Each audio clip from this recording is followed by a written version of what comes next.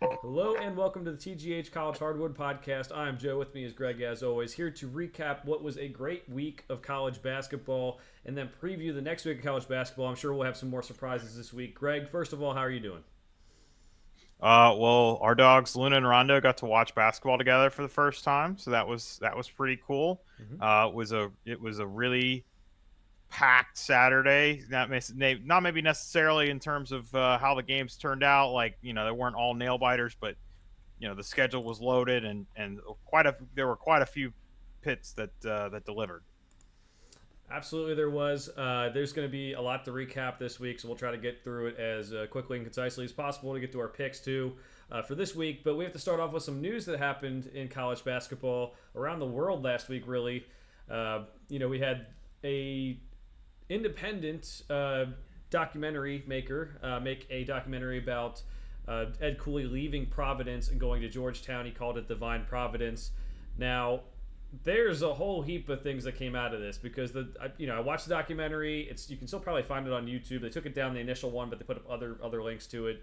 Uh, put it up. It was really really good because college basketball really doesn't get this coverage as much. I would say a lot of the 30 for 30s that we used to see. You might get one a year about college basketball. You don't get these stories, so it was good, and it kind of talked about Ed Cooley being from Providence and how leaving was a big stab in the back, and then there were some rumors about Ed Cooley in there that made people mad.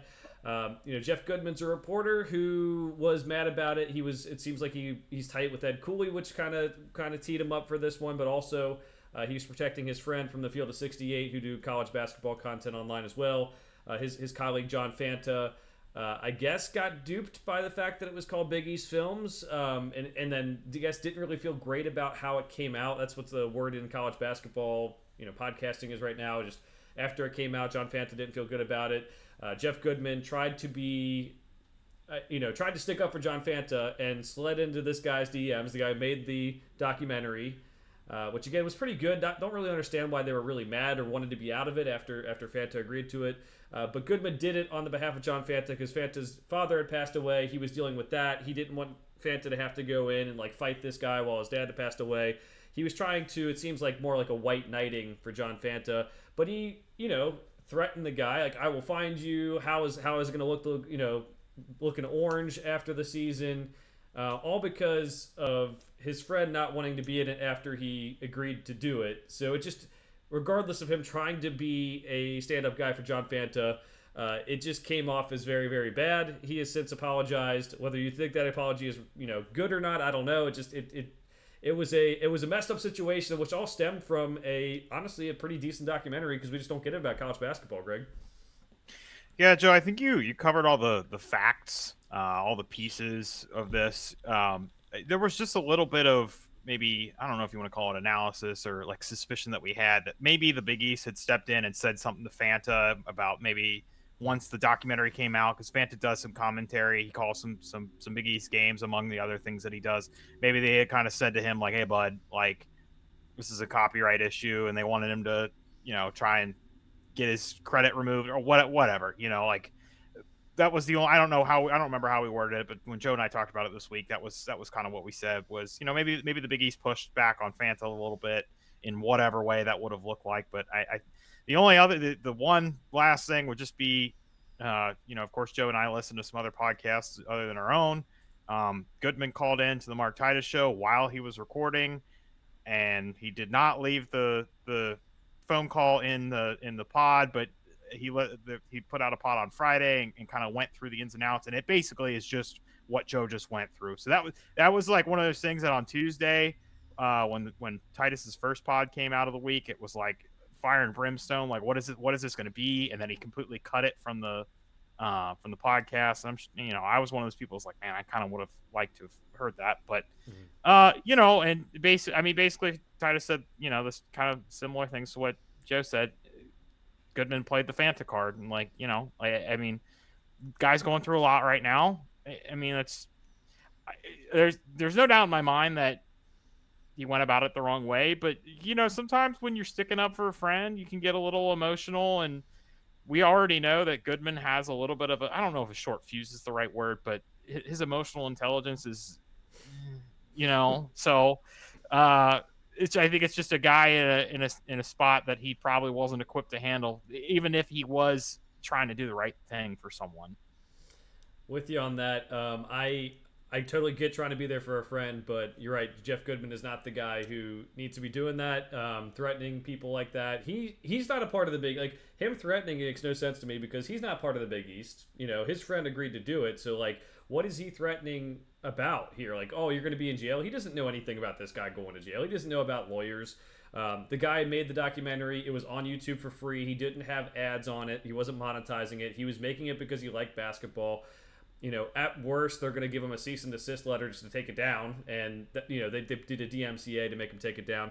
I will say, you know, Goodman. I do think there's a lack of good college basketball voices out there. Goodman does not make a good case for himself here because it's not just that I disagree with a lot of his opinions, but threatening someone who really did nothing to him personally while you were trying to stick up for a friend, just such a weird move, and like acting like you're the police of the situation or you're the judge of everything. That's kind of what Jeff Goodman is, and hopefully he can actually change and grow from this, and find a way that like, hey, you can be there for your friends in ways that doesn't require threatening someone to be in jail, even though you have nothing to do with the situation. So, all right, let's move on. Greg had to talk about it because there was just a lot of beef going on Twitter and everything. But we can move on to what actually happened on the floor. We'll start it off with Monday. We have Houston beating Texas 76-72. This game went into overtime. We had good games from Jamal Shed with 25 points and 8 rebounds. Talked about him a lot preseason and during the season, Greg, about being how good of a point guard he is. Texas, you know, gets it to overtime. We kind of think like, you know, they come back in the second half, they can actually maybe push it through, get this win at home. They end up losing the game, but they still have a decent shot at making the tournament. You know, it's just not exactly what we expected after the preseason expectations for them. Yeah, the wild thing is Texas may end up kind of right where we thought they were going to be when we were talking about this team preseason. They just didn't go about it in the way that we thought they were going to go. It seems like maybe this team just had trouble coming together, and you know, we have the benefit of hindsight. We saw that we won't devote any extra time to this, but yesterday, Texas picks up another quad one win, a road game at TCU. That's a nice win for them. Off of, you know, obviously this is a loss to Houston, but one of the top 5 teams in the country right now. So however you want to qualify it, it's a good loss. Definitely not something that's going to go against them, but they've now climbed up to 32 in the net. You know, it's definitely nice for them. It's just weird to think that, you know, all of maybe 2 weeks ago, we were looking at this team and they had nothing. And I mean, since the end of basically, if you look at the resume, like mid-January, they picked up the Baylor win, they picked up the Oklahoma win, TCU, and they took Houston to overtime. It seems like maybe they're rounding out. Now, I am not, you know, sitting here, and I don't think you're gonna have any qualms to this, but like, this team is not like a second weekend threat or anything to me. But things could break right, but like, it's not a team that I'm going to be picking for that. But they're going to end up, I think, what preseason. I don't know, Joe, if you remember where you had them preseason, but they were probably in that like 15 to 22 range or something. And we just kind of kept saying as the season was going along, like, man, they're really just here. They're still in the AP top 25 because of it's Texas. It has nothing to do with how they've played. And, you know, they were shot here, shot there from, you know, really being out of the conversation. We don't need to rehash old points, but you know, it seems like, you know, Max A. Smith's coming along. Dylan DeSue, I think is, you know, that's a name that we've heard pop up a lot. And it seems like he's playing a lot better. There's a lot of factors going into this, you know. They all in this Houston game, they got 14 points off the bench. That's, you know, that's a really nice thing to have too. Brock Cunningham feels like he's been there for 18 years, but I guess it's only been 4 or 5. So just it's just a weird avenue that the team took, but I mean, they're looking like a tournament team at minimum right now. I wouldn't put it past them making second weekend, honestly. I mean, it's what we thought they would be. I think they've grown a lot during the year. I have my doubts about Rodney Terry and how he's utilizing this roster, but I'm not ruling this year college basketball, especially. I'm not ruling anyone out, especially a team with that many good guards who can handle the ball. But good win for Houston. We're going to talk about more about them here in a little bit. But let's move on to South Carolina beating Tennessee on Tuesday. Love this win for Lamont Paris.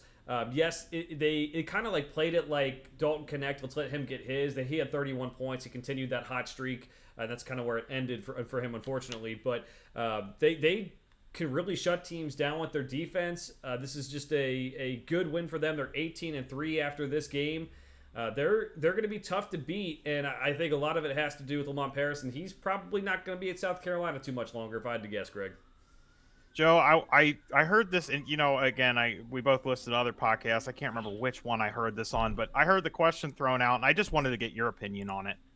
I'm not sure I have one on this topic in particular because I haven't really delved into it. But someone threw out that Lamont Paris has got to be the SEC Coach of the Year. You got any thoughts on that? I don't.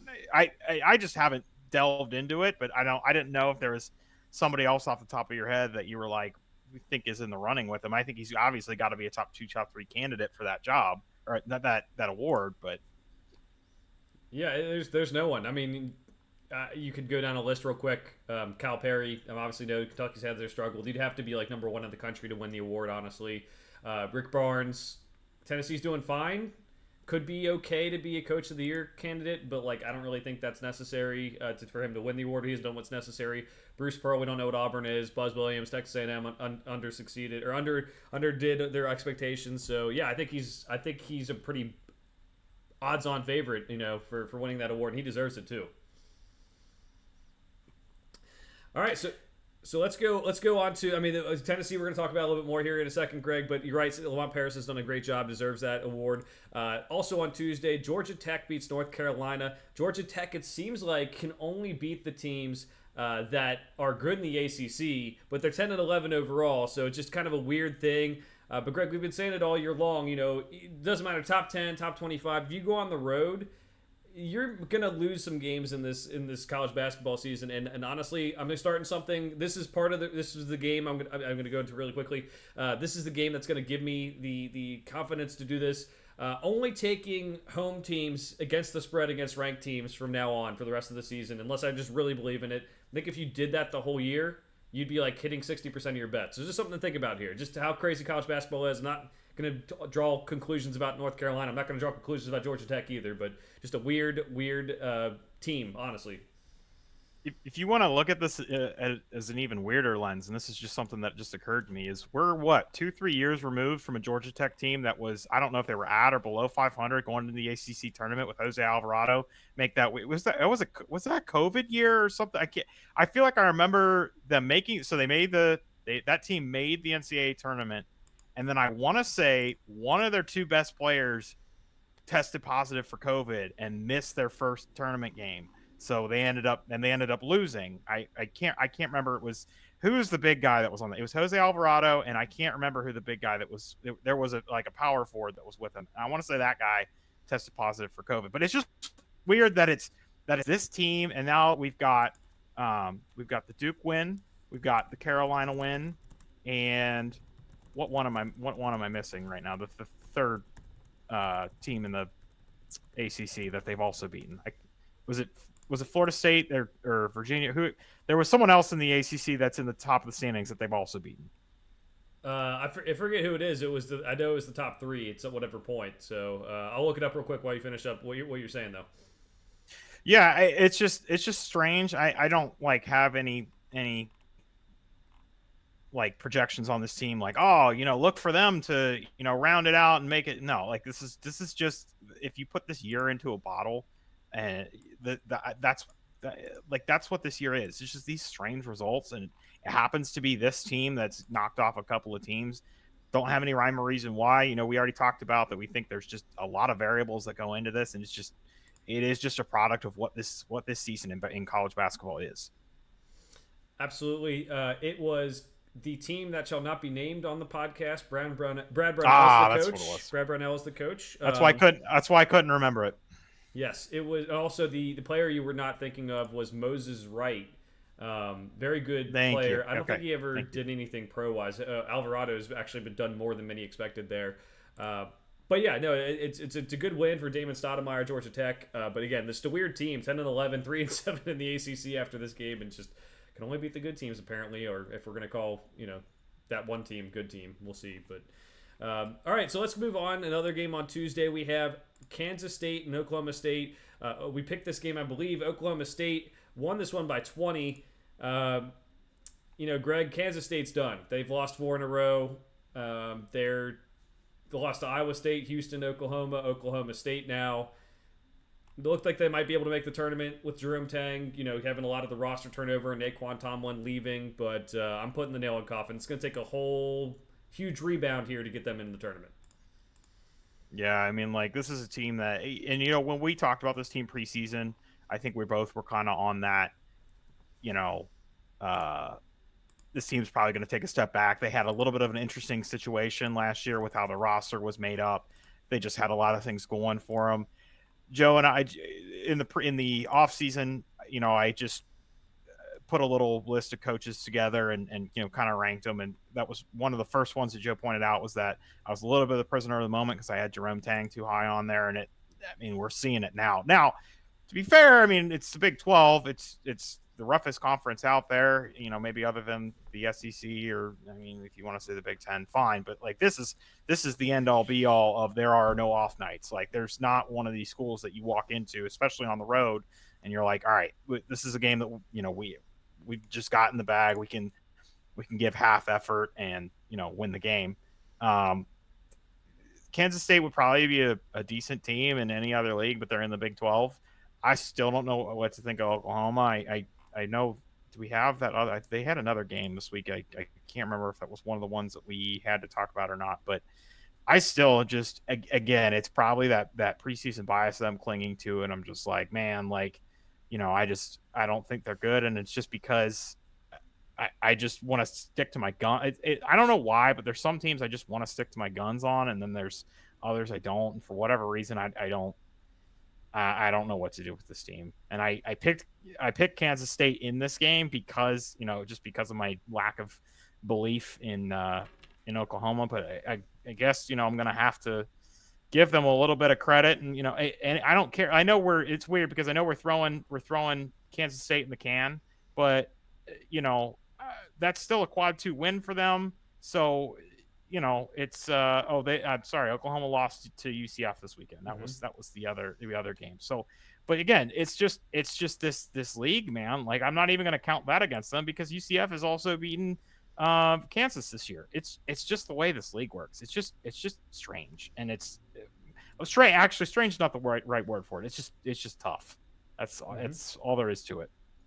Yeah, I don't think like Jerome Tang, like I'm totally out on him as a head coach anymore. I didn't have him in my top 25 because one Final Four. It's like, sure, he did like a top 25 job in the country last year, but like we're moving on to next year. We know the tournament's kind of a crapshoot sometimes, so I think he'll get things right. You had the Naquan Tomlin situation go on, which obviously affects this team. Maybe they win, one or two more of the games that they lost over this stretch if they have him, but he's now playing for Memphis, so it's one of those things where I would not expect him to have a team that great yet. I don't expect him to be in my top 25 coaches next year, but I do think he's a good coach. I think he's going to work his way up there. It just can't be after just one tournament run because we see how many of those don't end up working long term. So Oklahoma gets the win. You're right, they did lose to UCF. We'll see how they do down the stretch. Still a lot to be said about that team for both of us, I feel like, as we go along here. Let's wrap up Tuesday of last week real quick by talking about San Diego State, Colorado State. Colorado State wins this one 79-71. Now, Greg, the only thing I'll say about this one, because I feel like Mountain West is like every week there's just these battles, these games of the top 5 or 6 teams in the Mountain West, and it's like you're going to lose some, you're going to win some. I think it was just very important for Colorado State to win this one. They already have 4 losses in conference. They did keep that record. They beat Fresno State this weekend as well. You just don't want to, like I mentioned before, that you don't want to just have your loss column go down to the double digits. And if they would have lost that one and had 6 losses already with like 10 to 11 games to go, that's just something you don't want to see. So it's good for them to get that win, get back on track, and then beat Fresno as well. Yeah, I think if you like took the Big 12 and like dialed it down about 3 or 4 notches, that's what the Mountain West is this year. We're definitely not like making a comparison of like the teams in the Mountain West of the Big 12, but like it just feels like one of those every night, and it's because the teams are on par with each other. They all seem to be. I mean, there's definitely some bottom dwellers. There's more bottom dwellers in the Mountain West than there are in the Big 12. But for whatever reason, the elite teams in this conference, they're just all picking each other off. You've already kind of pointed out that what might be what leads to only 2 or 3 teams getting in. When honestly, in the non-conference, it looked like some people were saying 6. I didn't think that was going to happen. The only other thing I want to touch on this game is just I remember, Joe, Jaden Ledee was like the first couple weeks of the season. It was like, man, this guy can win that. He can win National Player of the Year, and like maybe it's this West Coast basketball effect, and because it's not like they have quad one opportunities playing in this league, so it's not like they're not playing anybody good. They're definitely playing competition that's lesser compared to the power conferences, but they're still having quad one opportunities in conference. So it's not like they're playing, what we would call buy games every week. But it's just like I almost forget that he's out there, sometimes. And this is a team that was in the national championship last year. This is a team that very early in the year was looking like a really good team. I just don't know if this is, just again, just a result of what their conference is like this year, where it's I would say it's top heavy, but like the top half heavy, if you want to put it a certain way. Mm-hmm. And I just honestly just forget about him sometimes. This is a guy that he's got to have at least 2 or 3 30-point games this year, I believe. He does, and I think part of it is there is still this old. I think there's kind of these dueling things. I'll talk about it more later when we make some picks, but like I think a lot of people do forget about the Mountain West. It's not a Power Six conference. It probably is. It's seven. It might be better than some of the Power Six conferences, but you don't have that history involved with it like some of the other conferences.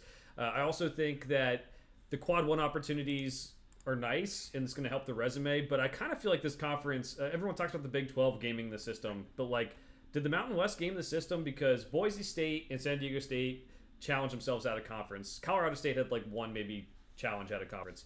Like Nevada and Utah State didn't schedule very tough. They're sitting really high. Well, Utah State for a fact is sitting very high. Nevada's lower now that they've lost several games, but Utah State's sitting high in the net. Do we know how good they are? I mean, that's just one of those things. Like, how good are the quad one opportunities? You're very right about the kind of a guy who's fallen off the map, and it's just because they play in the Mountain West. It does need a lot more attention, but it is one of those things. How good are the quad one opportunities? How many teams will actually make the tournament? There's a whole heap to be decided in that conference, and it's a good thing to watch down the stretch, just to see what happens here with all that attrition going on. All right, let's go to Wednesday, Greg. We have a game that we'll just go over quickly. Purdue beats Northwestern 105-96 in overtime. They beat them in the rematch after Northwestern got the win the first time. Now, kind of mentioning this really quickly because Purdue almost lost again to Northwestern, so that highlights some problems they have, specifically with guards who can score like Boo and two, Chris Collins got thrown out pretty much at the buzzer because he was not happy with the foul calls. There was 8 free throws for Northwestern, and there was 40 something for Purdue, and it just kind of gets into the conversation about Zach Edey and how many free throws should he get. Do they call fouls the right way? So yeah, that's the quick way of saying Purdue won. But what do you got? Yeah, I won't be verbose on this, but we were at the UD game on Tuesday night, so I only basically caught overtime. I didn't see all of the bad calls, but I can tell you there was toward the end of the game, Lance Jones had the ball. They passed it to him in the corner, and he absolutely hooked somebody, and the call was on Northwestern. And I can if you looked on Twitter, everybody was saying, yeah, Chris Collins has a right to be mad. Now, why is he doing that at the end of the game?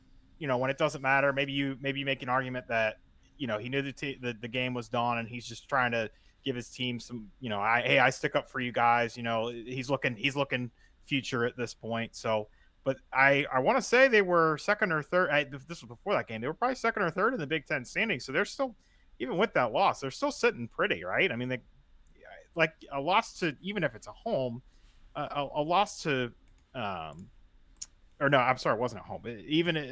Even a loss to Purdue doesn't hurt you in the long run. They would have really liked to have had that win, but do you recall where you have them in right now in your bracketology, correct? I did as of last week, but they did lose 2 games. You're right; they were third in the Big Ten because this Wisconsin Purdue game was for first place in the Big Ten.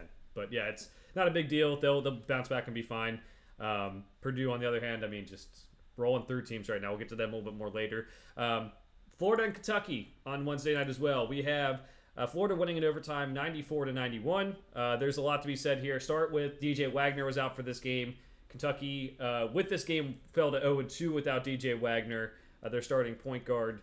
And a game they probably should have won, but there were some things that happened down the stretch. They didn't foul when they were up 3 late. They missed a free throw. And just the defense has been pretty terrible. Pretty terrible.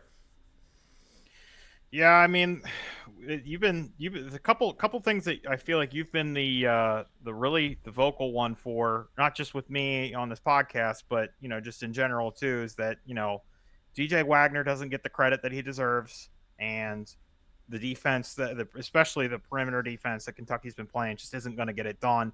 Uh, Joe, it was earlier this week. I'll pull it up right now. Uh, do you happen to know? I am going to trivia time you on this because there's a point I want to make off this. Do you have any guess what Kentucky's defensive efficiency is right now on Ken Palm? Yeah, it's moved down past 100 now. It's 101. Mm-hmm. So, do you know? And this is only, I am not making a player comparison at all. Mm-hmm. Not making a like a. Do you know what team this reminds me of? Just like looking at the numbers of, wow, they are really good on offense, but they play terrible defense. There's one specific team in mind from the last couple of years. And again, completely different players on each team. I am just specifically talking about elite top 10 offense. Don't play a lick of defense. Do you know who I'm thinking of? Well, everyone on Twitter has been saying Miami from last year, so that's a good guess. That's not the one I'm thinking of. I am thinking of, and let me know what you think. I'm thinking of the Luka Garza Iowa team that it felt like they were like a top 10 team on offense, and their defensive efficiency was like, it was a topic the whole year. It was like one. Oh. See, there were at least points this year where Kentucky was, sub 75 level, Mm-hmm. and you can't tell me that they don't have the athletes to be a good defensive team. They just aren't right now. And maybe this is a young guys communication team. You can maybe you watch more Kentucky. And obviously, I watched these games this week because they were both on our list. But you watch more of this team. You hear more about it. So I don't know. Maybe you can speak to it. Like what's the issue? Why can't such a talented athletic team play defense? There's a couple factors. I think part of it is heart. Like I've always said to you that defense is some athleticism, but a lot of it is just wanting it more and focusing on defense. But these guys just want to score. Partially, I think DJ does hurt. He's the best defensive guard. I guess Antonio Reeves is what Calipari says is the best perimeter defender, which is actually scary if you think about what he was last year for this team, which was not very good. But Wagner is a key defensive piece. But we also we built up this team when they were playing cupcakes. Like, oh, Reed Shepard's good at defense because he gets a couple blocks and steals. He's been awful. He gave up 30 points in that game. He went under screens when he should have went over. He just lacked off. Didn't pay attention to where the ball was. Sagged off of guys. Did not help. I mean, this is totally hurting his draft stock and everything. Rob Dillingham needs to step up as well. It's the thing that sucks about it is it's partially mental. It's partially heart. And there might be a little bit of athleticism to it too. Like they have the athleticism, like you said, but they want to use more guards in the lineup. They don't need Justin Edwards to step up and maybe be a guy who just focuses on defense because he's not a guy who finds a shot. So I'm very disappointed in the defense. The team can play well. They have played well in spurts. 3 7-footers to protect the rim. They're not the best shot blockers, but you have 7-footers, you can protect the rim. Just stay in front of your guy. And I think some people have said oh, maybe they're just trying to help too much. Reed's trying to help too much. Well, then don't, because you're giving up open threes to a guy like Walter Clayton for Florida, who absolutely killed him and is shooting the lights out. So it's not good. It's from a multi-level factor here. Getting DJ back solves a lot of these issues. They're 0-3 now after this weekend's game. We'll talk about too. Without him, that will help the defense a little bit and not force some of these guards like Reed to play a lot of minutes and be honestly exhausted. All right, we'll get back to Kentucky here later. Let's go to Boise in New Mexico. Big game in the Mountain West again. Boise gets this win. You know how I love my Boise boys, Greg. Big win for them. Again, just Boise's more battle-tested in this conference than some of the other teams in the non-conference, but you just don't want to slide towards that 10-11 loss mark because that's about the most amount of wins you can have with making the tournament. Was last year there was 2 teams from Mountain West with 10 and 11 wins, but they barely made it. Yeah, so they're sitting at 35 in the net right now. This is definitely a quality win.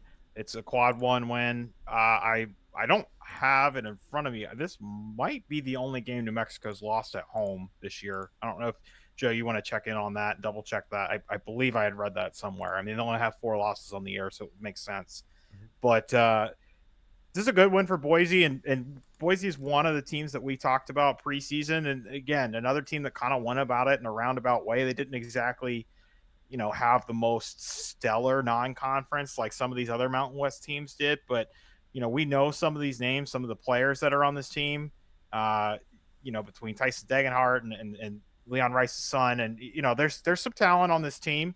It looks like they're kind of rounding out, coming into form. This is by far their best win of the year. The only other thing, so we're in on Boise. Joe's been in on Boise longer than I have, even though we mentioned them preseason. I kind of sold out on them a little too early.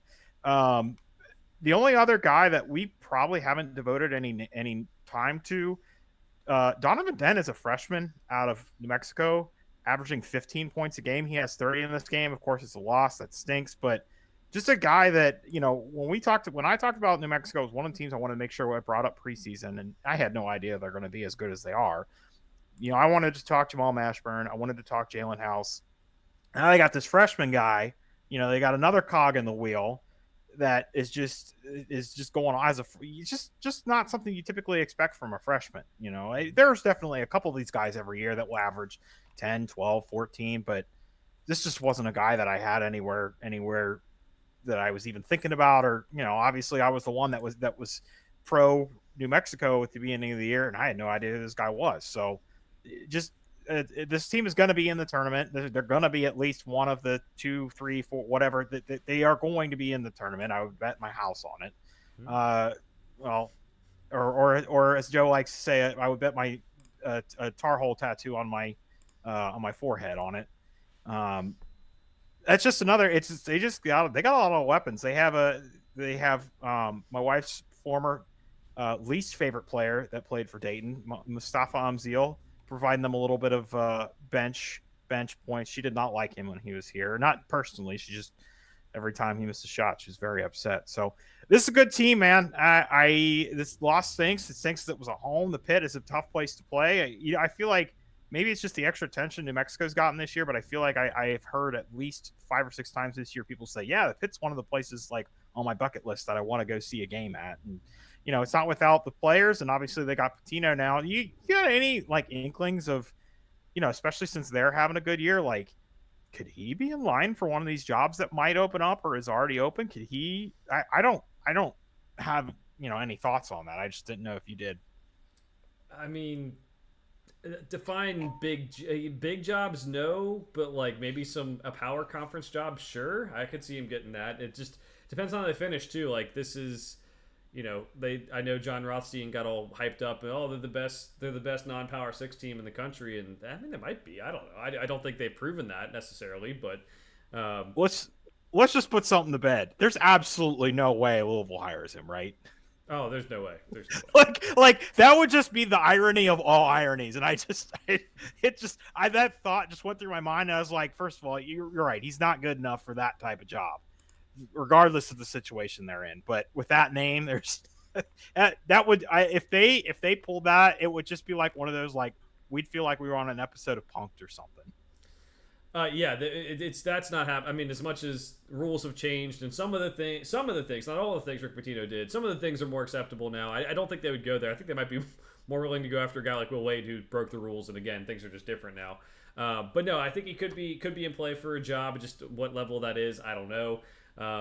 It's always tough with guys who, like, he's obviously had his opportunities at other schools like Minnesota before too, so it's tough. But no, I'm excited to see what they can do as well. But Boise boys are too much for him. Let's go to Thursday, Greg. We have Nebraska and Wisconsin.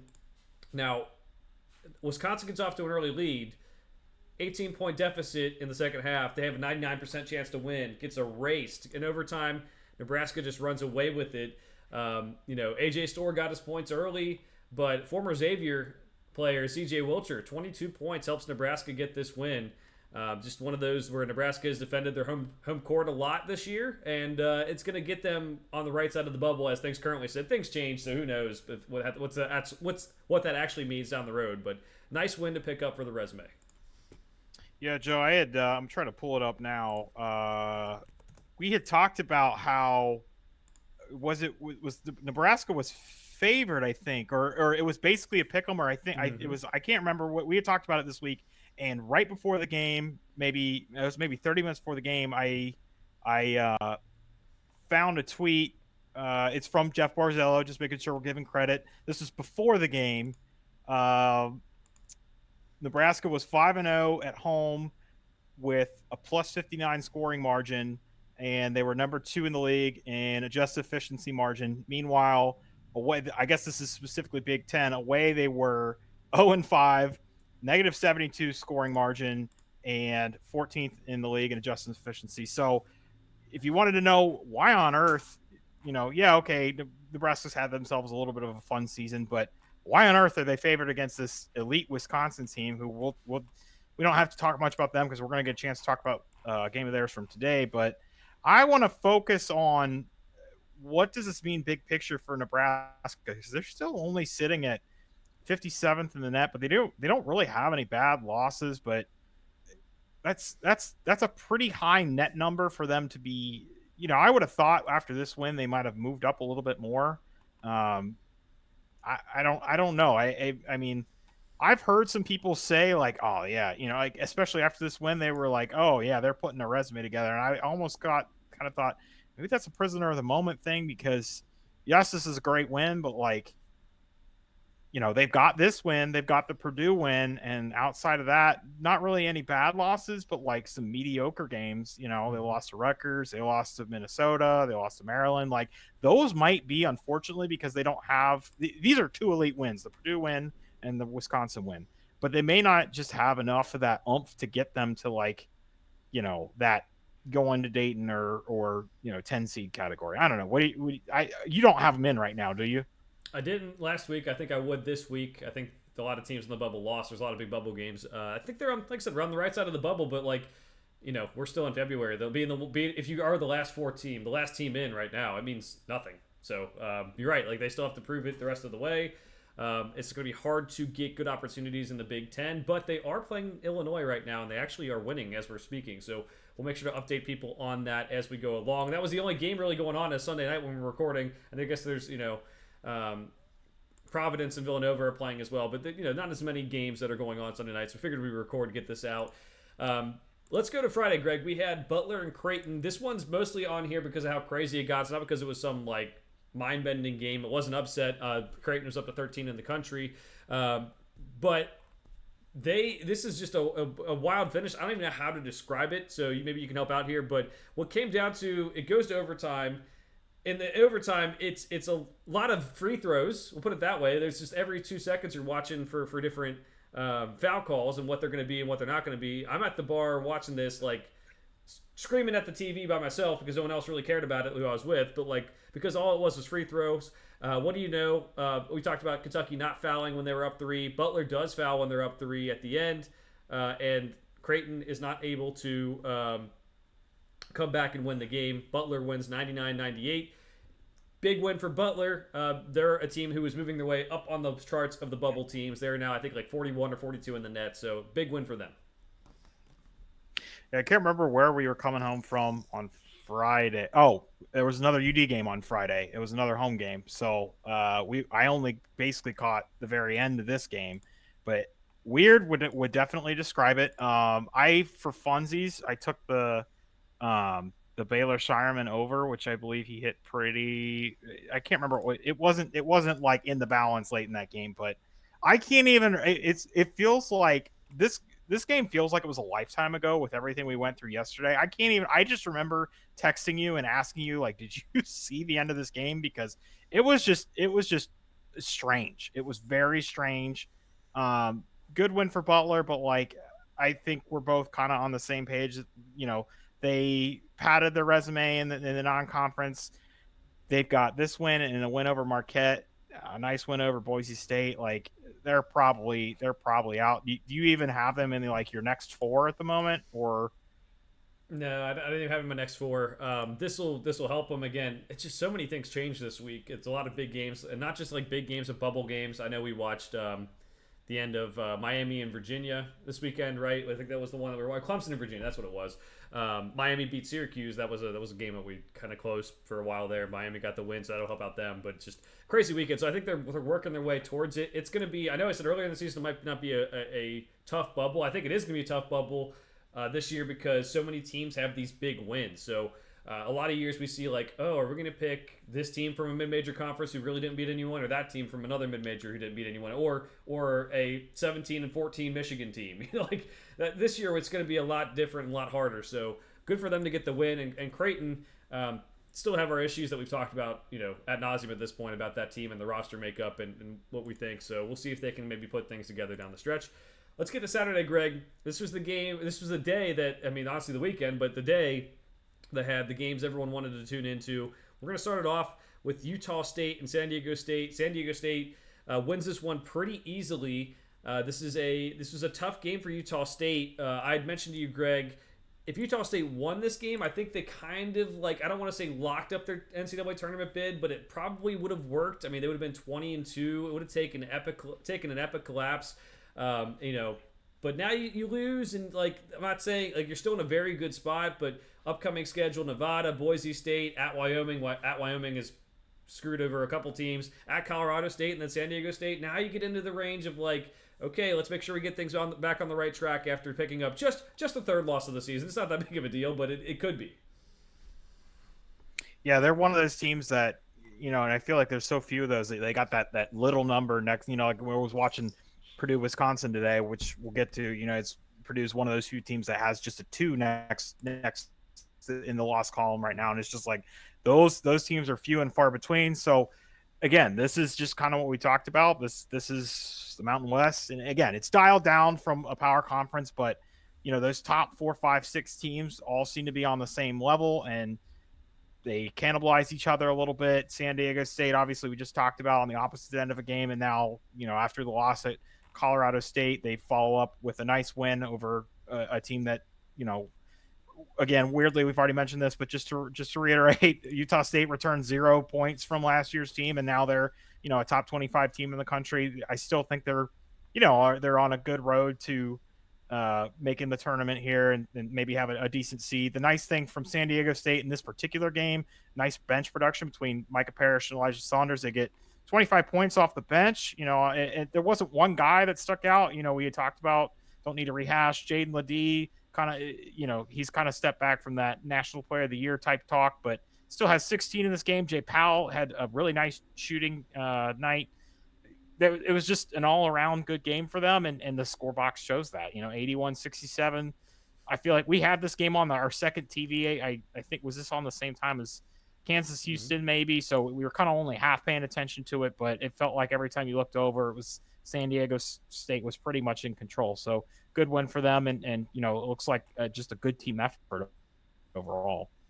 Definitely was, and again, just reason I say that, they didn't play the toughest non-conference schedule. I know I alluded to that earlier. Biggest non-conference wins are at Santa Clara, in a home against San Francisco.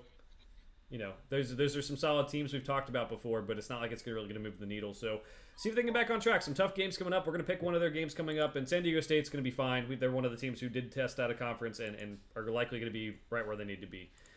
All right, so next one up, we mentioned Greg, you mentioned the Houston and Kansas game. Kansas wins this one big. Putting Johnny Furphy into the lineup really helped. They were all over the floor getting 50-50 balls. I know Fran Fraschilla said that about a million times. Houston had an uncharacteristic game where their defense wasn't really stepping up, especially in the first half. They weren't winning the 50-50 balls, and they just couldn't get anything going. LJ Cryer tried to kind of bring them back with his 24 points, but to me, this is Bill Self doing a very good coaching job, arguably maybe his best coaching job he's done with the Kansas team, just because of the limited pieces he has, getting things on the right track, and then when you play at the Fog too, I mean, it's just hard to win. Yeah, I think the biggest thing is he's kind of found that fourth option in Johnny Furphy, and we kind of talked about in this team, it was like a three-legged horse. It's the Dickinson, KJ Adams, Kevin McCullough, and KJ Adams is really only good for dunking and defense. So it's nice that the you could argue the best move he's had this year is taking Marco Jackson out and putting Johnny Furphy in. But sometimes that's difficult. Marco Jackson's a top 100 freshman. Sometimes it's difficult to make that move. Johnny Furphy's a guy that reclassified. They talked about that a little bit on the broadcast. So a little bit of a younger freshman. It's just sometimes it's tough to make that move. You got to sort out a little bit of the politics. You never know what you're hearing from parents or guys who's in their circles and whatnot. Good move by him. Furphy has 17 in this game. He's right up there with Dickinson and McCullough. And, the one thing X's and O's want to talk about, and I can't remember, was Dykes calling this game, Joe? We watched so many stinking games on Saturday. I'm mixing up who called what. But the one thing that pointed out was the passing from the low post to the outside was elite. And I think it was Dykes that made the comment about, man, he's been making that pass since his freshman year at Michigan, and you just laughed at that. You're like, no, he has not. But I mean, that was noticeable that Dickinson obviously got his own, and he had plenty of point finishes with 20 and 8, but 4 assists. I mean, there were several times I remember him having a key pass where there was Houston was bringing the double on the low post quite a bit. And there were several times where he made that skip pass, not just same side of the floor, but to weak side of the floor for an open three. Whether it was Furphy, it was McCullough. I think maybe I even remember DeJuan Harris having one. Maybe that wasn't off of a Dickinson pass, but the passing was good and very uncharacteristic. You already said it, uncharacteristic for defense for what was. I don't know if they still are. I don't have Ken Palm up right now. They were the top team in defensive efficiency. So, but you're right. I mean, this is still Houston. They're top 5 team in the country. This is just part of playing at Fog Allen. I mean, it's another environment all of itself. Yeah, it was Fran Fraschilla, who I do love. Think he does a good job at the Big 12, and also he used to do the international prospects in the draft. Very, very knowledgeable. I just didn't see that with him. You're going to disagree with a lot of people if you do this long enough. Next one up, we have Drake and Indiana State. Indiana State wins it, Greg. This is a big game because Missouri Valley could get 2 teams in. It's going to be hard to do, and not really any talk about the bubble right now, but if things thin out a little bit, maybe it happens. If not, we're going to have a heck of a Missouri Valley Conference tournament. Bringing this up because we have some future stars here as well. Tucker DeVries for Drake, the coach's son. But also Robbie Avila for Indiana State, 6'10", kind of a bigger guy. They let him bring the ball up the court sometimes. He had an and one in this game. He's got the goggles. He's got some tattoos. He's ready to go. There's so many nicknames you find for him online right now that if he gets this team to March, he will be a household name. He's already kind of like a Twitter meme and kind of a Twitter star, but he will be a household name the minute he steps on that court. And the thing that people will kind of be like, oh, well, this guy kind of looks goofy. Well, yeah, this team's good, but it doesn't really matter how he looks. So just wanted to throw that in there because it was one of the better mid-major type games of the week and going to have a lot to do with like who makes this tournament out of this Missouri Valley Conference. Yeah, we mentioned Indiana State early in the year. I think it was specifically the weekend that they were playing Michigan State, and they lost that game. It was on the, I believe we mathed that it was the 45th anniversary of the 79 title game or whatever. But they still have no losses outside of Q1. They're 23rd in the net. So I would liken their situation, the Missouri Valley situation, to kind of where the A10 is at. That if you put it can't just be wins and losses. If you put the wins and losses in the right order, Indiana State, Drake make it to the Missouri Valley title game. Drake is probably going to be the team with the lower net. You want them to win, so that if you were hoping for a 2-bid Missouri Valley, Drake wins the auto bid. Indiana State probably on their own merits gets in. Maybe that loss knocks them out. I don't know. It's Indiana State's probably the better team, but if you're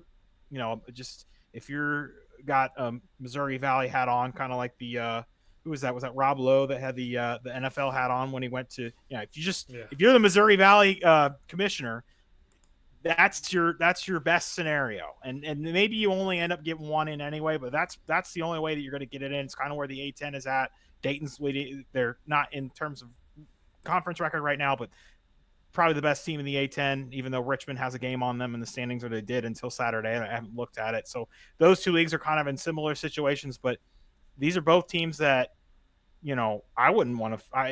These would probably be, if they both got in, they'd probably be 10 or 11 seeds, and I wouldn't want to be the 5 seed that has to face them. Do you think they'd end up at Dayton? They probably, if the team that didn't win the automatic bid, you'd probably think it maybe end up in one of the playing games. It's an 11 or 12, right? If they both got in. Yeah, I mean the team who does not get an at-large, if they do, or the team who does not get the auto bid and gets the at-large, they will definitely be in Dayton because they're not on any radars for at-large bids right now. Just to be quite frank, I just didn't know. I didn't know if you would have them lower in the 13. They're too good to be in the 13, 14, right? Oh, you can't be an at-large team and be a 13. There's never been anyone who's 13 or lower. So they'd have to be in Dayton. So that's something that they should change. It shouldn't be the last four teams in. It should be every team who wins their conference shouldn't be in a playing game. So like the 16 seed should all get their seed. But yeah, if you're an at-large bid, you're going to Dayton if you're one of these teams for sure. Almost at this rate, there's just not enough opportunities for them to pick up the wins. And I would say probably not going to get two teams in. We're just like I said, it's going to be a tough bubble with how many big wins some of these bubble teams have. All right, let's go to Auburn and Ole Miss. Auburn kills Ole Miss. Honestly, I think we both kind of expected Auburn to win, maybe not by as much. I mean, they ended up a 14-point game.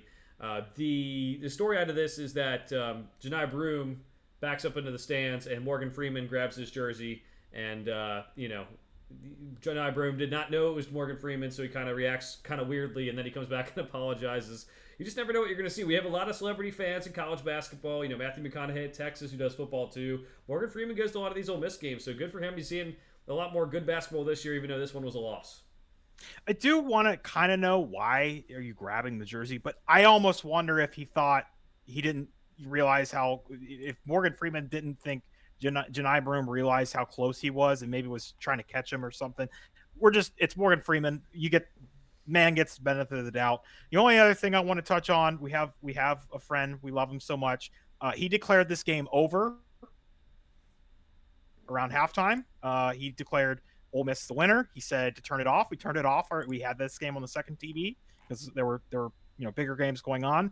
And Auburn comes back and wins. I picked Auburn. Not the way I thought they were going to win the game, but they won. So I just want to make sure we give Evan Berling a shout out for declaring the game over and effectively jinxing Ole Miss out of a win, which I'm sure our other friend who went to Ole Miss, Kyle Wolver, is not happy about, but he's eternally a pessimist about his own team. So that's another story altogether. But it's nice to see Auburn get down in a hole. On a serious note, it's nice to see them get down in a hole and be able to dig themselves out of it. You always like to go with teams that have the capacity to do that. Some of these teams, they get down and you look at their faces, they're done. They ain't coming back. It's not happening. I don't know what the biggest deficit was. I feel like I want to say it was a 14-point halftime lead or something like that. So good for them picking up a decent win. I know we've kind of said Ole Miss is kind of, they've kind of padded their resume a little bit, but who aren't we saying that about this year outside of, like the top 10, 12 teams? So a road win in the SEC, take it. Period. Take it. Don't care how you got it.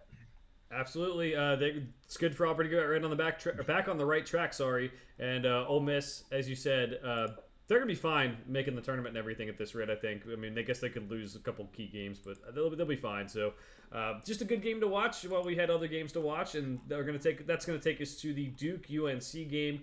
Now the rivalry's kind of heated back up a little bit. Coach K retired, maybe, and Roy Williams retired. Maybe kind of came down a little bit, but. They had the whole not shaking hands. They had, a lot of the Final Fours and everything. But this game, North Carolina just won this one from start to finish in my book. I mean, Duke got close kind of a couple times, but not really. Armando Bacot had a huge game, 25 points, 10 rebounds.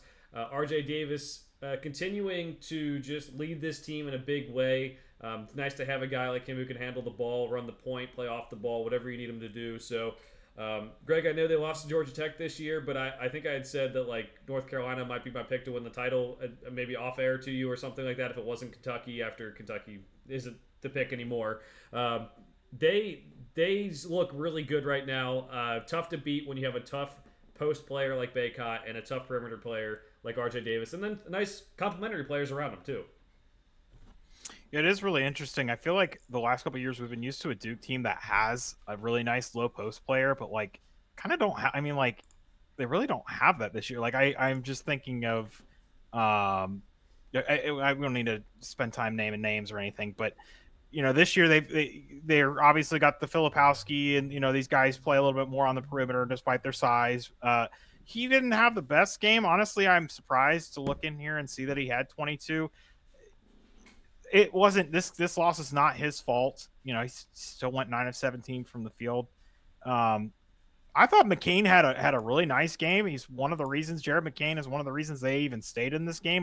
Without him, I mean, we could have been looking at, I feel like, a 20 or 30 point line. I'm not just saying if you gave him 0 points, but just he played well enough to keep this game to a 10, 12 point margin. And without him, I feel like this would have been a total blowout.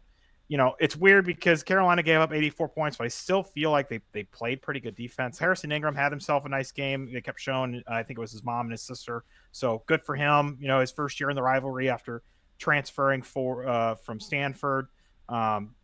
Yeah, I mean, this team, you gave a qualifier. I can't remember exactly what the qualifier was when you said, you know, you would pick North Carolina to win the title, but it was like you said, like with hesitancy or like something like based out like considering all options, you're picking the least ugliest duckling kind of thing because every team is flawed this year. Even every one of our top five, you can pick out a flaw with them. There's just no juggernaut, no monster this year. There's no boogeyman that is lurking out there, just waiting to storm through which I feel like we said that last year, and then UConn just absolutely mowed through the tournament. So if you want to talk about that, a team that if they just, hey, it's all about preparing for March. Carolina's got to be one of those teams. Tennessee's got to be one of those teams. Purdue's got to be one of those teams and UConn. Maybe Houston, Kansas, whatever. But like one of those teams that you could just say maybe they took their lumps in the regular season, but like you wouldn't be surprised if you got to the Final Four and they had just railed everyone on their way there. This is a team that we already know they can play stifling defense. Obviously, now we know they can play really good offense. It's two sides of the ball, Joe. There's no special teams in basketball. So, I a couple weeks ago probably would have taken. I think I made a comment like, hey, maybe it's Kentucky, maybe it's Purdue, but this Carolina team, despite obviously the Georgia Tech loss, I still think they're on the rise. Their stock is going up. We can write off that one loss. Georgia Tech's beaten other really good teams this year, so I think you're on the right track with them probably being one of the top, I don't know, 3-4 favorites to win the national title. Today. It could change by next week. Who knows? Yeah, I think the way I put it was just I'm not picking Purdue to win it all. After all the struggles they've had in the tournament, I am a guy who like college sports, so you don't want to take too much history into account here. And like what you did last year's tournament means nothing. Obviously, Virginia won it after losing to a 16 seed, but they've had so many struggles in the tournament, and the guard play has been good and better. But they still have times where they give up points to guys like Boo Boo who can score, and it just scares me. UConn winning back-to-back would be tough, especially given the fact that like they have such a different roster. Like when Florida did it back in 06, 07, like okay, they brought back almost everyone. That's great. That makes sense. But yeah, just it was Houston. I don't really know. Kansas, we've already talked about their issues. Kentucky's perimeter defense. So North Carolina might be the team that I'd pick to win it all. Tennessee, obviously, with their history in the tournament, never getting past like a Sweet 16 with Rick Barnes, early date, sorry, with Rick Barnes. That might hold you back, and the fact that most games they have one guy who can score and everyone else struggles. I think UNC might be the team that I would say if you're looking to fill out a bracket here in March, we'll get to a bracket preview. We'll do our picks. Right now, that's what it looks like. But you could have a team like UConn, who's a 4 seed, who has 8 losses right now at this time last year, who ends up having 9 losses and then winning the whole thing. So who knows? All right, Iowa State and Baylor. Have to talk about this one, Greg. It was a ranked matchup. Greg's first time getting to see the camera angle at Baylor on the TV screen, as you mentioned. But Scott Drew gets tossed in this one. Now, Baylor was winning pretty handily. I think it was like 8 or so points, maybe 9. It was 8 points when he was at the moment he was ejected. You said to make note of it. It was 8 points when he got ejected. Yeah, and so he already picked up a technical earlier. I think it was arguing calls, but then he steps out of the coach's box, and he was not by much. We've seen coaches on the floor. We've seen Shaka Smart playing defense for Marquette. That's nothing's happened. The guys running into guys dribbling the basketball. But Scott Drew, one of the coaches you would say you would least expect to be thrown out of a game, gets thrown out of a game. Then it's like back and forth. Like Iowa State comes back, then Baylor comes back, then Iowa State comes back. So at the end of the game, Baylor goes up late, and then Iowa State gets a rebound and have to advance it up the court. But then there was a delay with the clock starting, so they get to move it up a little bit further and get it to half court, which gave them a total competitive advantage because they only lost a little bit of time on the clock. So they inbound the ball with like 1.8 seconds. They do the classic play where they throw it to a guy who catches it, and then they drop it off to someone else. You may have seen that from Bryce Drew, who played at Valpo in the NCAA tournament back in 1998. But catches the ball, throws it to him, shoots it, and it's just too much time went off the clock. It's a tough play to execute, passing two different times, and Iowa State made the shot, but they ended up losing to Baylor. So good win to Baylor. It was an exciting finish.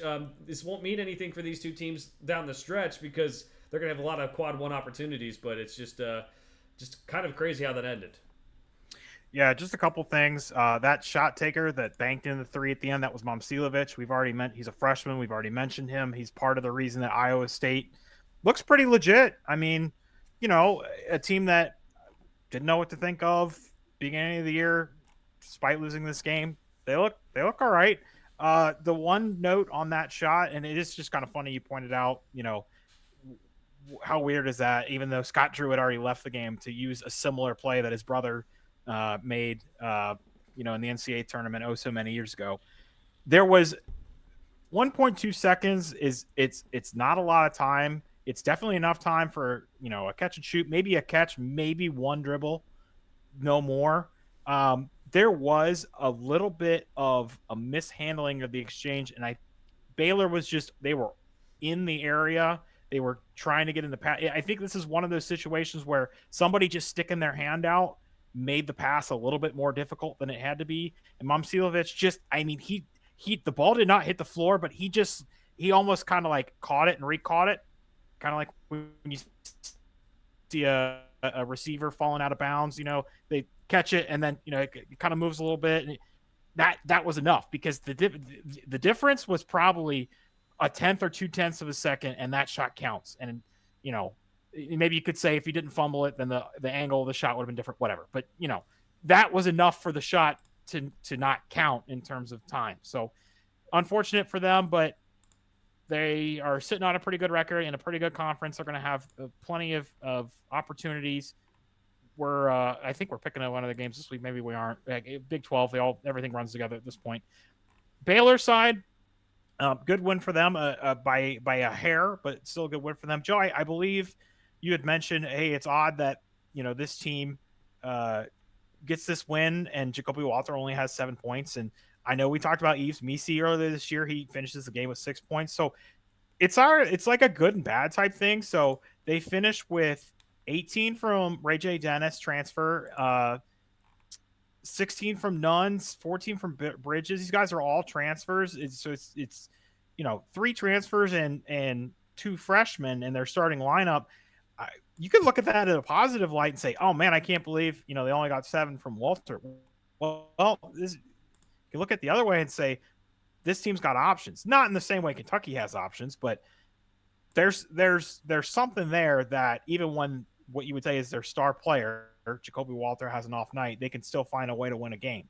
That's what I'm looking for when I'm picking a team to go deep in March. And I'm not saying this is an Elite Eight team or anything like that, but let's see how they finish the season. If they pick up another good win here or there, I don't know. I don't have their schedule in front of me to see what else they have left, but that's the kind of thing. And don't forget, they even have, Langston Love coming off the bench. So we'll just see how they finish off the year. And maybe this team might crack the top 15 and end up kind of, I don't know. We'll just have to keep an eye on them.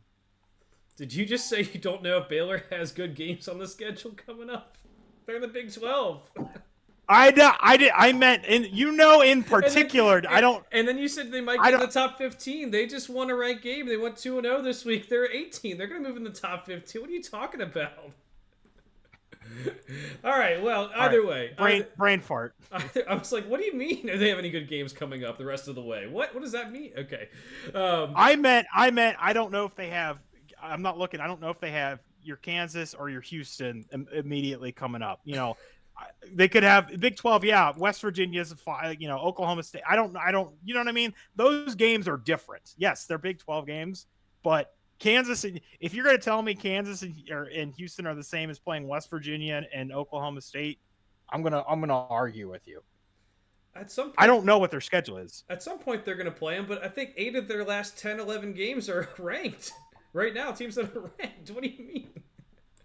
All right, anyway, let's go to Tennessee, Kentucky. We won't spend too much time on this one because we already talked about Kentucky and their issues. Same old, same old. Perimeter defense was bad. DJ Wagner was out. This was a game where Tennessee had control of it for the most part. Kentucky kind of kept on coming back, and Rob Dillingham had a lot of points early, and then he kind of tapered off, and then he came back late. He's hot and cold, as we know. He had 35 points. That was kind of fun to watch. at the very least, even in the loss. Dalton Connect did not see his streak of 30-point games continue in this game. He actually did not play all that well. But Sakai Ziegler, 26 points, 13 assists. Very, very good performance. You don't see stuff like that in Rupp Arena from opponents very often. Even in the last couple of years, Kentucky has had some issues defending their home court. So Tennessee gets the win. We knew they were going to be good all year long. They lost earlier this week. Kentucky lost earlier this week too, so it kind of put a damper on this game overall. But they get the win. They're going to stay in a very good spot for the SEC play, for the national rankings, and everything like that in terms of maybe getting a 1 seed at the end of the year. The only thing I could say about it's weird that Kentucky's resume is a little odd, but it doesn't matter at what point of the game they're in. Joe knows that I cashed out a bet. I had a bet that included Tennessee over Kentucky, and just because of how good I think this Kentucky team is, I was scared that even when they're down, 10, 15 points, I get nervous that, because what Rob Dillingham is capable of. You know what Reed Shepherd is capable of. You know what Antonio Reeves is capable of. I finally said his name right for the first time in who knows how long. This team, yeah, it's a loss. It stinks that the loss was at home. It's to Tennessee. We said last week when we talked about this is probably one of the most anticipated games of the year, if not at least the weekend. It's a tough loss to take. It was kind of never in the. If you look at the scoring margin, it was kind of never in doubt. Like it was, I think the closest they cut it to was probably like 4 or 6, but that is not the way the game felt watching the game. You just felt like Kentucky was going to have that last run in them, and they were going to close it out. But once it got to like 1 or 2 minutes left, you're like, all right, well, the math is not there, so it kind of doesn't matter. But even then, Dillingham was still spraying from range. They were just hitting those nutsy shots. This team is capable. I don't like they could lose every game the rest of the year, and I would just still be like, man, I don't know, maybe I'm gonna pick them to my final 4. I guess there's just some teams I just have that gut feeling about, that bias for, whether it's for or against, and this is just one of them. And obviously, I think Tennessee's really good. We both liked them preseason, and they're turning out to be exactly what we thought they would be. But it's a loss for Kentucky, but like it's not a black mark or anything like that. Well, you must not be on Kentucky Wildcats Twitter, because it is a black mark and everyone needs to be fired. Which, yeah, okay, like Kentucky fans, whoa! If they would have lost to if they would have won the game against Florida, no one would have cared, right? Like it would have been like, oh, this, like they would have cared a little bit, and there'd still be like 5%, 10% of the fan base, oh, fire Cal, this is all awful, this team sucks. But like if they had to beat Florida, that's what did it. It was back-to-back home losses. You can't have that in a schedule where you have tough games coming up, but.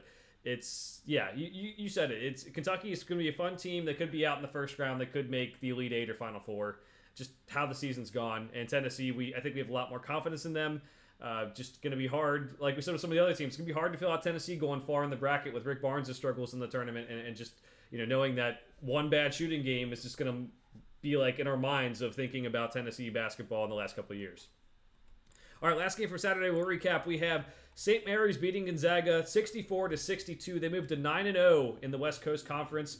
Greg, if they win the West Coast Conference tournament, you get a T-shirt of St. Mary's. If Gonzaga wins the conference tournament, I get a T-shirt of something I choose. I don't know if I want Gonzaga, but we can check the tapes. Did we specifically say the conference tournament, or did we say the regular season? We did. Okay. All right. Fair enough. But this was... We cannot... There's obviously literally tape. There's tapes to check. If you want to go back and check, that's great. But I'm 100% confident we said wins the conference tournament, represents WCC, even though we thought both teams would be in the tournament to start. Not really how it's going, though. St. Mary's wins this one. I think they've won 10 straight now. Aiden Mahaney had 20 points. Now, there's some controversy. Gonzaga fans threw some stuff on the court. There were some calls that were questionable down the stretch. Just going to leave that out there. But St. Mary's did the hard thing in going on the road and getting the win and setting themselves up well for that WCC tournament where you get, the top 2 teams get buys to the semifinals. So that's nice. Yeah, I believe they have a 2-game lead on Gonzaga in the WCC standings right now because they went into this game undefeated, and Gonzaga had a loss to, was it Santa Clara? Because I believe that was the one that you pointed out, and you were like, look out for this one, and then they ended up losing it. This is just not at all. It's this is a microcosm in this year because with everything else that's going on, you'd think that this would be one of those years where St. Mary's and Gonzaga would look like juggernauts if they played how they normally do, because the rest of the teams in around the country, they're up and down and there's no consistency. And I just thought, with St. Mary's bringing everybody back, that was the one thing we could expect from them is consistency. And they have it now, but they started off really, really slow. Gonzaga, I think you and I both agree, has talent. They have the talent to be a tournament team. Will they have the resume? Maybe. Big game this weekend that we'll pick. Obviously I think we both agree it's either going to be Gonzaga or St. I would be really surprised if San Francisco or Santa Clara won the WCC tournament. Like, they're good teams and whatnot, but if it was, especially with the way the tournament is set up right now, where you base the 1 and 2 seed get auto bids to the they basically get all the way to the semifinals. So all you got to win is 2 games to make it into the to get the auto bid. So I can't see a scenario where it's not one of these 2 teams. They're only going to have to win 2 games. Even if one of them for some odd reason gets upset in the semifinals, I would just expect the other one to finish it and get the auto bid. I would as well, but this would be the year. This would be the year if anyone's going to do it. I mean, otherwise, these 2 teams have been strong in the past, like you talked about. It's making Gonzaga a desperate team now. We'll see what comes of that. Whether they can find some depth and can find some ways to win games that they just haven't won. Not many opportunities left for them, but we're going to pick their game this weekend as well. So let's go to Sunday. We also had a very, very good game on Sunday. We had Purdue beating Wisconsin 75-69. This was Purdue, Zach Edey. I think it's good to have this game on CBS. People can kind of see how he plays and everything too. Not just watching the game on my phone at a birthday party, but also just seeing people on Twitter being like, yeah, it's great that people are just seeing Edey. Like, everyone hates Edey, all this stuff. It's good that they can watch this game. Greg, I'll point out, I like that Lance Jones had a big game in this one. 20 points, 6 rebounds. He's the glue guy, right? Like, he's the guy you needed to go get in the portal. He's the guy who doesn't need the ball in his hands to be successful. Doesn't complain about getting the ball. He just wants to win. And he had 20 points in this game. And sometimes when you have guys like that, thinking back in the past, like Michael Kidd-Gilchrist for Kentucky back in 2012, those guys help you get to championships, help you win championships more than anyone will give them credit for. So good for him to have a big game. Wisconsin 2 losses this week. That kind of stinks, but they can bounce back and be right in the Big Ten race still. They only have 3 losses. Purdue has 2 losses, Big Ten.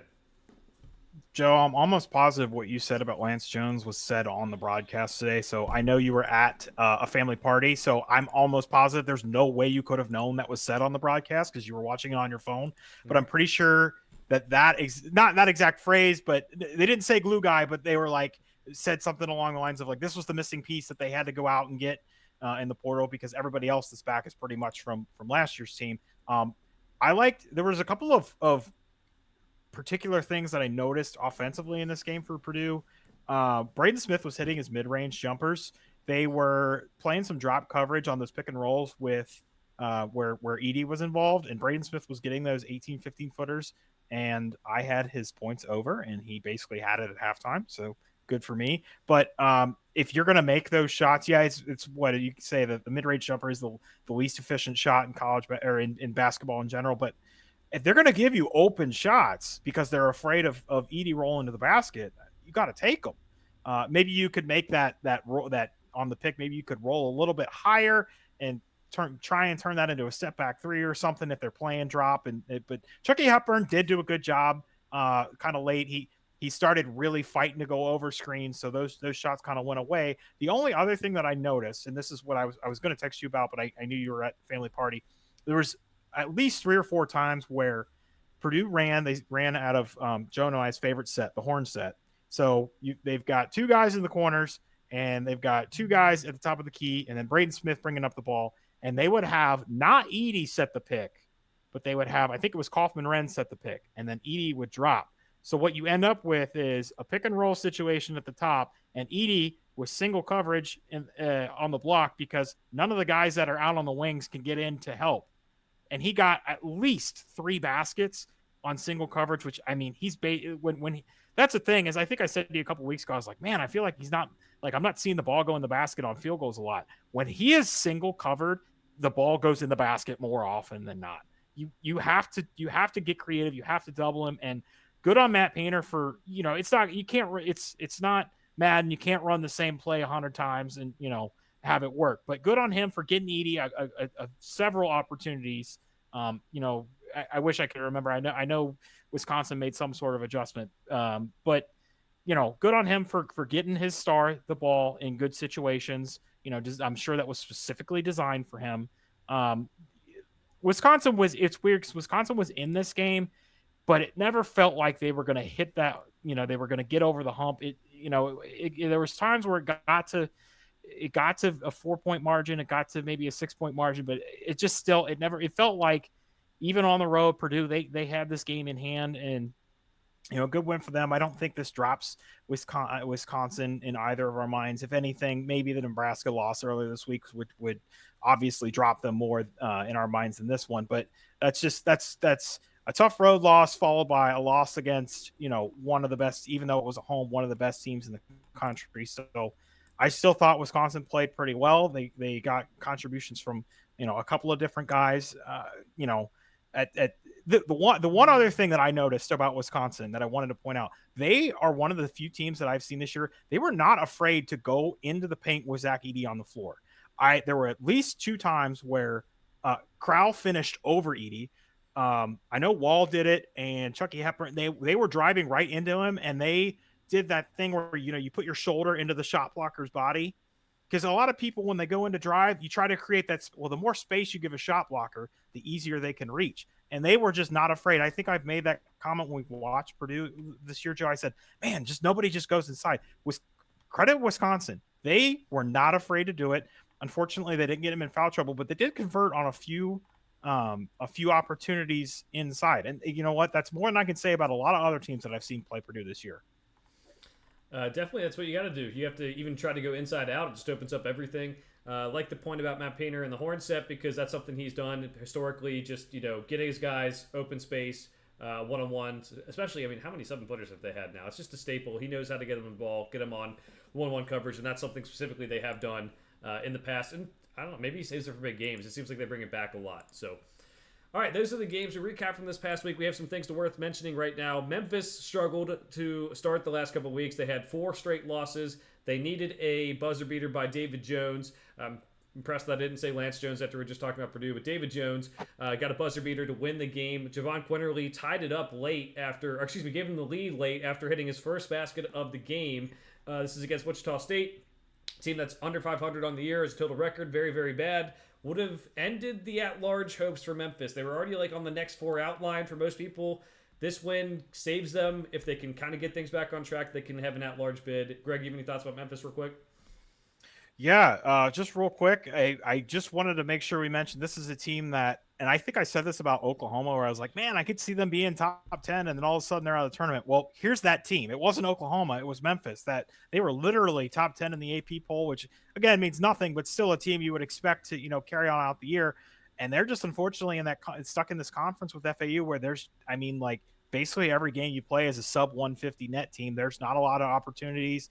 I almost am at the point where you could say you could see 2 teams in the A10 getting in before you could see 2 teams in the American getting in. And I know we've already gone through those net conference rankings and something. I don't have them pulled up, but it just feels like Memphis and FAU are doing everything in their power to try and make it interesting. When these are 2 teams that FAU at the beginning of the year we thought they'd be a tournament team, obviously because of last year. Memphis, they kind of maybe surprised us a little bit, but still they have fallen off, and they have used up every bit of credit that they have. They need to what would you say? Maybe they could take. Can they take one more loss in the conference and be an at-large still, or would that just that's it? Push them over the edge. Would it depend on who it is? Now, keep in mind they're playing FAU twice. They've got that weird, funky schedule thing where they're going to play FAU twice, and it's both. I think it's one at the end of February, one the first week of March. So that would maybe you say the only loss they could take. I don't know if you want to say they could take another loss and still be an at-large. If you were going to flirt with danger, this is the year to do it, just because of the way the rest of the country looks. But I wouldn't advise it. I wouldn't have. No, I think this is not the year to flirt with danger because I do think there's top teams losing, but there's means there's more bubble teams. So Memphis, yeah, no, like I said, losing to Wichita State would have put a dagger in them because it is such a bad loss. They can afford losses. They can afford to lose both games to FAU. They can clear the rest of the schedule, or if they lose a game plus the FAU games. They can still make the tournament. It's just got to be a good loss with that. So they can even lose 3 more games and then win a game or 2 in the conference tournament. I still think be right on the bubble, possibly getting in. It's just losing a game like that is detrimental to a resume, as we saw with like Florida Atlantic earlier in the season. You can start getting those quad 4 losses, quad 3 losses. It will add up, and they will not like that. So they have a lot of work to do in terms of getting things back on track, keeping it on track after beating Wichita. It did not look good. It was a very bad game, but just I don't know. It just seems like things are broken down there. All right, the other thing to mention, we have Yale. Yale got a win over Princeton this weekend, this Friday, and then they also won on Saturday. You know, Ivy League does the 2 games on the weekends, most weekends. I think this upcoming weekend they have 1 game. Yale's undefeated in Ivy League play. Princeton was the favorite. People think they're going to get that large bid. They have them kind of at that range. I don't see it basically on the resume. I don't think that's even possible, but good for them for giving the Ivy some love. So Yale and Cornell are tied at the top of the Ivy League. They play Saturday at 2. Now, this isn't the greatest weekend of college basketball. If you can watch it, I would advise watching it. Cornell was the team I think, I tweeted about last year, just like a fun team. They have a lot of guys back. Yale was the team I said preseason could be pretty good. Danny Wolf and Matt Noling are both really good players. Not saying Princeton can't come back in this one, but it's good to be validated with the preseason pick. And then you have this, an opportunity right here. Play Cornell right away. Yeah, Joe's too humble to toot his own horn. He maybe briefly mentioned it, but that is the reason we have this on here. This is a team that Joe brought up preseason, and it would have been really easy to just go Princeton. Princeton was the team that was coming off the huge win, and they even started the year.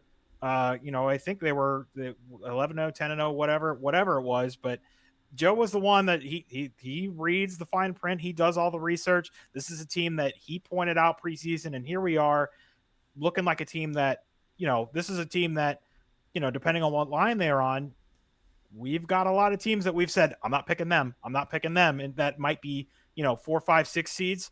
They get matched up with Yale. You're like, oh, it's already done for me. I don't even got to think about it.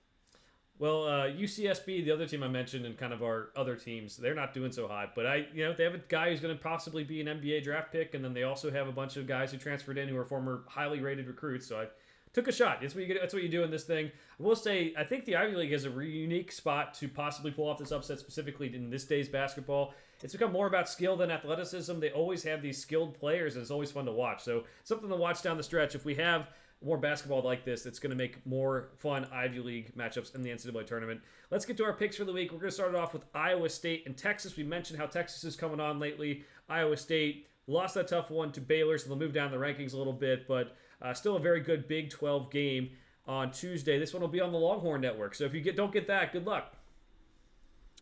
Well, I'm really upset now because I didn't even realize that until you pointed it out. And this is a game I probably would have sat down and watched because it's going to be we were just granted a wonderful weekend of college basketball, especially Saturday, a wonderful week. So, we'll have to, this gives you a breather, maybe go back and watch a game or two that you didn't get to that you maybe want to watch. But this particular game, I like Iowa State, even though they just had that emotional win /loss, whatever, however you want to phrase it. I like them to come back and, but I also, we talked about this Texas team. Don't sleep on them. But I will pick Iowa State, even though it's on the road. I'll pick Iowa State in this game. I'm going Texas. Like I said, I really like the guard play. I think being at home means something these days. We saw they almost knocked off Houston, and I still have Houston in the highest of regards, even though they lost to Kansas.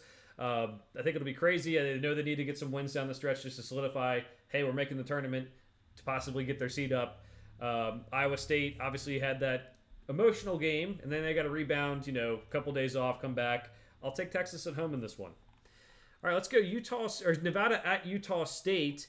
This is important, Greg, for Mountain West. We kind of obviously thrown some Mountain West games in here as we've gone, but, Utah State has, they lost this week. They're probably fine long-term. Nevada, 17-5, 4-4 overall in the Mountain West, and then kind of start looking at the net numbers. This is one they might need to have. I mean, I'm not saying like it's a must-win game, but it's, it's very important for them. I'm going to echo what you said. We're going to pick another one of their games that is over the weekend on Saturday. I agree with you. It's not a must win, but you lose this game. And yes, you got another home game coming up, but it's Boise State. And Boise State is battle tested. They have several quad one wins. You don't want to lose this game and then feel like, well, man, we really got to win the next one. You don't want to put yourself in that situation. This is a game they should win, even though it's Nevada's they're a good team, fine team, got some good players. I'll pick Utah State to win this game at home. We'll just have to see about the other game though. Yeah, I'm going with the home teams here. Utah State is also a tough place to play. I know you mentioned the Pit earlier being tough. I think these two teams are the ones that I think prop themselves up with a not great non-conference schedule. And by Utah State, it was probably by design. You have a new coach coming in with all these new players. Like you want to try to figure this thing out. So I'll give them a pass for that non-conference schedule. I think Nevada going 4-5 in conference, that just really sets you up not very well to finish strong. And that's why I said 2-3 at the start of the year. It's probably going to be more like 3-4 and not 5-6, like John Rothstein and other people have said. But Utah State gets the win. All right, Texas Tech and Baylor also on Tuesday, 9 p.m. Eastern Standard Time. We have Texas Tech coming off a loss to Cincinnati, Baylor coming off that dramatic win over Iowa State. Baylor will be moving up the rankings, Texas Tech will be moving down, but it should be a ranked matchup. Yeah, I'll take Baylor, who should be a top 15 team. Some idiot on this podcast said he thought they could be a top 15 team at some point, and his co-host said they should be. So, I'll take Baylor to keep the streak going. I think I think Scott Drew getting ejected is just really going to pump this team up for the next couple of weeks. Like I don't know, it's like seeing a kid at school do something that you wrong that you never thought would do something wrong. It's like, hell yeah, man, let's go. That's awesome. Let's ride. So I'm going Baylor. I don't care. Defense still stinks. I still have some doubts about Iowa State overall. I have doubts about Baylor's defense. Let's go with the home team again. All right, Wednesday we have Alabama and Auburn, another Iron Bowl rematch here. This one is at Auburn. Greg, do you think the tides turn? Ooh. Do you have that planned? No, I did not. That was nice. No, just about 2 seconds ago. That was nice. Mm-hmm. Auburn's another one of those teams that I just love for whatever reason. I can't remember who we were just talking about that. I said I just have it's Kentucky. It's not, they're on different levels, but for whatever reason, I just have this love for Auburn. Maybe I'm reading too much into that first game they had against Baylor, and I just love the defense. I will take Auburn, although I will say Alabama is finally starting to fill out their resume with what their net ranking says they have been all year. Mark Sears is playing out of his mind, so I think we're in for a good game. But I'm going to take Auburn at home. I'm going to take Alabama. Like the way they play. I think they're finding out over the course of the season what the best lineups are, how to play guys. Grant Nelson at the 5 has been good. I know John Rothstein, I think, tweeted that out this week that's kind of their best lineup. So just watch out for it. I think Grant Nelson's a guy who's maybe underperformed what we thought he would be, but I think that could be a huge X factor down the stretch if they really figure out how they want to use him. All right, so that's all the good games during the week to watch. I mean, there's some other ones that'll definitely surprise us like it always happens, but let's go to Saturday, Greg.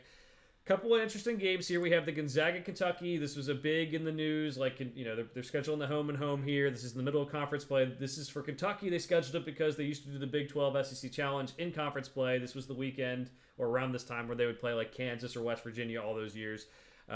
This is desperate for Gonzaga, where they need the win for any chance of an at-large. They don't have many quad one opportunities left, especially after St. Mary's. For Kentucky, it's more of a, hey, we're probably not going to miss the tournament, but let's get back up to being we're at probably a 5 right now, 5 or 6 seed. Let's move all the way back up to being a 3 or 4. Let's start getting back on the right track. I feel like this game means more for Gonzaga. I know Kentucky's just coming off the Tennessee loss, but Gonzaga can do themselves a real favor winning this game on the road, because I think you win this game, Kentucky goes to 3 losses in a row, and I think they'll just hit us. I mean, they'll just steamroll everybody in front of them. I'm not saying Gonzaga is going to win this game. I'm picking Kentucky, but Gonzaga would do themselves the best, because if this team loses 3 games in a row, I would not want to be in that practice with John Calipari, and I could guarantee you I don't care who would be next on their schedule. I would pick Kentucky the next several games. So, I'm picking Kentucky. I like I almost want to say that we might get that effect this game instead of the next game. So unfortunately, Gonzaga just caught him at a bad time. But, I I like both of these teams. I like Kentucky a lot more. It's just unfortunate that Gonzaga's a little shorthanded this year. We've already gone into that. A couple of things going on with them, but I'll take Kentucky. Yeah, I'm going Kentucky here too. Important note: DJ Wagner should be back. It's been apparently just a lingering ankle injury that they decided like, hey, if we keep on letting it affect you, like by the end of the year, you might have to like hurt it worse, or like it'll be something that might hurt you later on. So they set him out this week. It was an awful week. Get him back. Defense improves, I think, a lot. Offense improves a little bit. It's weird that everyone's like, yeah, Kentucky should still win these games. I mean, it's your starting point. In this day and age, we don't understand how important it is to have a starting point guard. For me, this is the thing that scares me is Mark Few knows John Calipari well. They're not a team that play, very often or anything, but they're very good friends. They also Kentucky plays Vanderbilt, where John Calipari's son's on that staff this week, so that's a lot of fun. Everyone's going to know him. But I'm going to go to Kentucky. I think, Gonzaga's worst team in years. If you can put it inside, drive to the basket. If DJ Wagner's healthy, draw fouls. They did not draw fouls on Tennessee. Like, you need to get them in foul trouble if you're going to have any shot at winning, big games down the stretch of March. And I think DJ Wagner back can help with that. I'm hoping that Mark Few will give us a win here, as we gave him Kyle Wiltshire all those years ago. So hopefully that helps. All right, so let's go to Baylor and Kansas. This one is at Fog Allen. Both these teams have just 3 losses in Big 12 play, so it could mean a lot for the Big 12 standings. I was almost going to say, man, I was really tempted to pick Baylor. And I thought about it for a minute, and I was like, Kansas is really kicking right now. It's at Fog Allen, and I was like, no, I'm not tempted to pick Baylor. I don't care how good I feel like they are right now. I'll take Kansas, and I feel like it's got to be the pick in this game. Yeah, it's one to watch, but like I'll be surprised if Baylor wins more than a lot of the other games we picked. Like I think Kansas is starting to figure it out.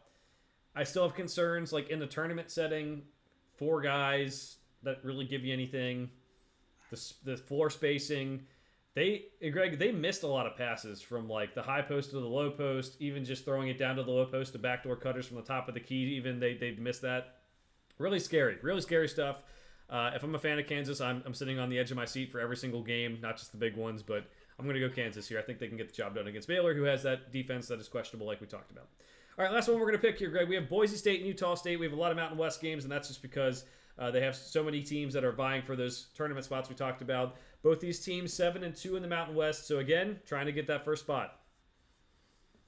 I'm going to pick Boise State in this one. Kind of already mentioned. Utah State has a game against Nevada early in the week. Better win that one because you don't want to be putting yourself in an odd situation here. But I'll take Boise State even though it's on the road. Yeah, Boise State, Boise boys, like I talked about, the 2 teams I thought would for sure be in from the Mountain West this year, Boise State, San Diego State, so I'm going to ride with those 2 teams. But I think we have Max Rice scoring, I think, 35 last week in one of the games, something like that, career high. Tyson Dagenhart didn't have the best game. He's the leading scorer, so like it balances out like we talked about.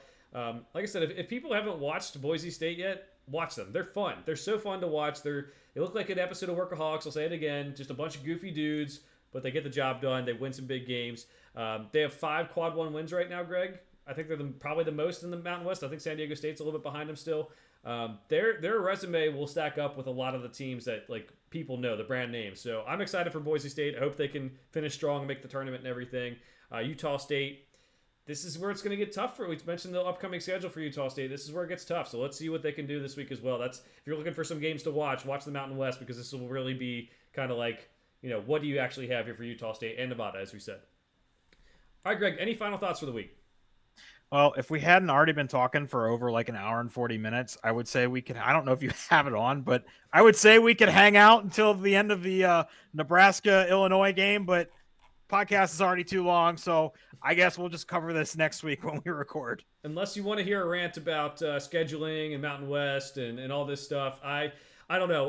We've given the people enough this week. That is true. We will, if Illinois ends up winning, we can just be all right, cool. That's whatever. We'll probably won't even talk about it. If Nebraska somehow wins this game, we will bring it up. We'll say, hey, this helps their tournament chances. I'll preview this show already. It'll help their tournament chances. Hey, they're on the right side of the bubble for sure now. Joe said it last week. They're at the right side of the bubble, but now they're really on the right side of the bubble. That'll be nice. But they're playing well, and it's on the road too. That's really big for Nebraska.